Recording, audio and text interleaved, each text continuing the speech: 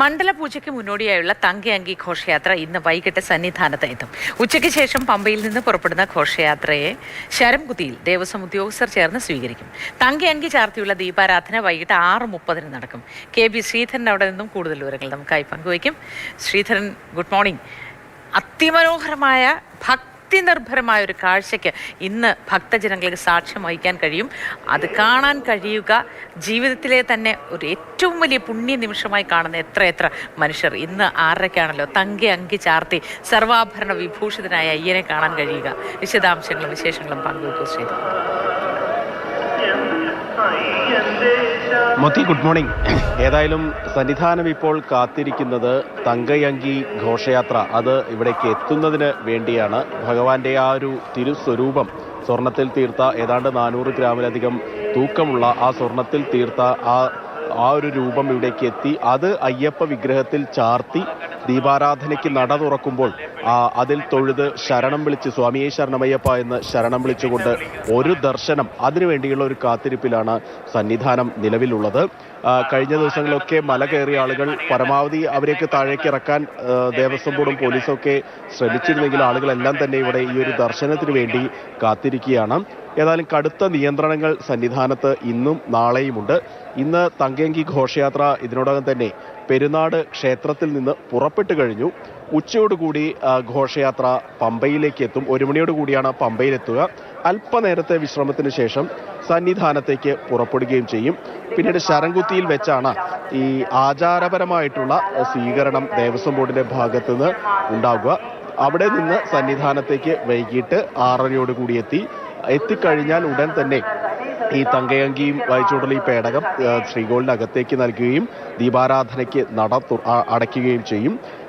ഈ ദീപാരാധനയ്ക്ക് നടയടയ്ക്കുമ്പോൾ തങ്കയങ്കി ഭഗവാന്റെ അയ്യപ്പന്റെ വിഗ്രഹത്തിൽ ചാർത്തും. തുടർന്ന് നട തുറക്കുമ്പോഴാണ് ഏവരും കാത്തിരിക്കുന്ന ഈ മണ്ഡലകാല തീർത്ഥാടനത്തിൽ ഏറ്റവും കൂടുതൽ ആളുകൾ കാത്തിരിക്കുന്ന ഒരു ദർശനമാണ് തങ്കയങ്കി ചാർത്തിക്കൊണ്ടുള്ള ആ ദീപാരാധനയ്ക്ക് നട തുറക്കുന്ന സമയം.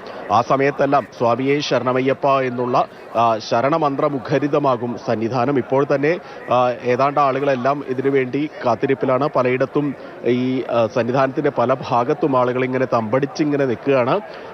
ഈ ഘോഷയാത്ര പമ്പയിൽ എത്തിക്കഴിഞ്ഞാൽ പിന്നെ അയ്യപ്പന്മാർക്ക് മല ചവിട്ടാനുള്ള സൗകര്യം ഉണ്ടാകില്ല. അവരെ തടയും പമ്പയിൽ. തുടർന്ന് ഈ ഘോഷയാത്ര സന്നിധാനത്ത് എത്തിയാൽ മാത്രമേ അയ്യപ്പന്മാർക്ക് ഇന്ന് മല ചവിട്ടാനാകൂ.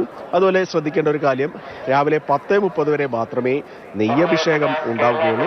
ശബരിമലയിലെ ഏറ്റവും പ്രധാനപ്പെട്ട വഴിപാടാണ്. ആളുകളെല്ലാം തന്നെ അത് നടത്തിയിട്ടേ പോകാവൂ.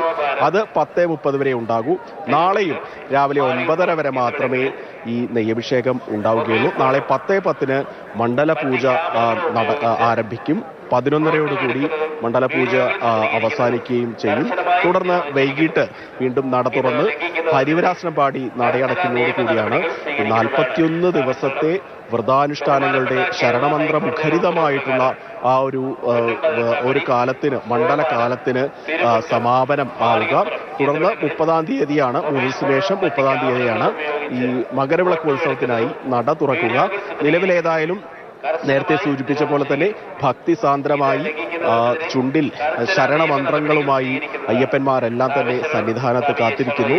കുറേ ആളുകൾ ഈ പെരുന്നാട്ടിൽ നിന്ന് ഇപ്പോൾ ഇതിനോടകം തന്നെ ഈ തങ്കയങ്കി ഘോഷയാത്രയ്ക്കൊപ്പം നടന്നു നീങ്ങുന്നുണ്ട്.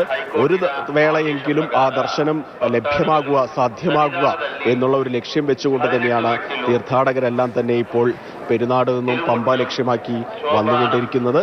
ഈ തങ്കയങ്കി ഘോഷയാത്രയ്ക്ക് വേണ്ടിയുള്ള എല്ലാ ഒരുക്കങ്ങളും സന്നിധാനത്ത് പൂർത്തിയായിട്ടുമുണ്ട്. ശരി, എല്ലാ ഒരുക്കങ്ങളും പൂർത്തിയായിട്ടുണ്ട്. അവലോകന യോഗം ചേർന്ന് ഇതെങ്ങനെയൊക്കെ വേണം, എങ്ങനെ സ്വീകരിക്കണം തുടങ്ങിയ എല്ലാ കാര്യങ്ങളും നേരത്തെ തന്നെ പദ്ധതി ഇട്ടിട്ടുണ്ട്. അതങ്ങനെ തന്നെ നടക്കുകയും ചെയ്യും. KB ശ്രീധരനാണ് വിശദാംശങ്ങൾ പങ്കുവച്ചത്. ഈ തങ്കയങ്കി ഘോഷയാത്ര കടന്നു വരുന്ന വഴിയിലൊക്കെ ഒരു നോക്ക് കാണാനായി സ്ത്രീകളും കുട്ടികളും അടങ്ങുന്നവർ, അവർക്കൊക്കെ ബുദ്ധിമുട്ടാണല്ലോ. ശബരിമലയിലേക്ക് സന്നിധാനത്തേക്ക് എത്തി കാണാൻ കഴിയാത്ത പ്രായവ്യത്യാസമുള്ളവരൊക്കെ അങ്ങനെ കാത്തു നിന്ന് ആ തങ്കയങ്കി ദർശിക്കുക എന്നതും ഏറ്റവും ഭക്തി നിർഭരമായ ഒരു അന്തരീക്ഷമാണ്. അവരൊക്കെ പുണ്യമായി കരുതുന്ന ഒന്നാണ്. അപ്പോൾ ഈ തങ്കയങ്കി ചാർത്തിയുള്ള ദീപാരാധന കാണാൻ സന്നിധാനത്ത് എത്താൻ കഴിയുന്ന മനുഷ്യരുടെ അവസ്ഥ ആലോചിച്ച് നോക്കൂ. മനസ്സ് വല്ലാതെ നിറഞ്ഞു തുളുമ്പുന്നൊരവസരമായിട്ടാണ് പലപ്പോഴും ഭക്തജനങ്ങൾ ഇക്കാര്യം പങ്കുവയ്ക്കാറുള്ളത്.